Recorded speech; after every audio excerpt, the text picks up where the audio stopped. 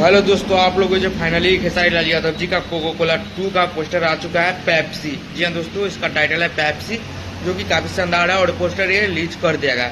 ये सॉन्ग को गाए हैं खेसारी लाल यादव एंड शिल्पी राज और इसमें म्यूजिक दिए हैं आर्या शर्मा और ये सॉन्ग को लिखे हैं कृष्णा बेदर्जी जी ने। काफी पसंद कर रहे हैं लोग और अनिशा पांडे इसमें एक्ट्रेस है। और दोस्तों बताया जा रहा है ये सॉन्ग काफी बेस्ट है और ये कोको कोला 2 का बना के 2 आया है पेप्सी। इसका टाइटल है पेप्सी। दोस्तों ये सॉन्ग अभी इसका पोस्टर आ चुका है आप लोगों के बीच में। और दोस्तों बता दें ये सॉन्ग आप लोगों के बीच में खेसारी म्यूजिक वर्ल्ड पे ये सॉन्ग रिलीज होगा, यानी कि खेसारी लाल यादव जी का खुद का चैनल पे ये सॉन्ग आप लोगों के बीच में रिलीज किया जाएगा। और दोस्तों आप लोग बता दें ये सॉन्ग आप लोगों को यानी कि 1 तारीख को कल सुबह 6 बजे खेसारी म्यूजिक वर्ल्ड पे आप लोग को ये सुनने को मिलेगा। तो आप लोग कितना एक्साइटेड है कमेंट करके बताइएगा।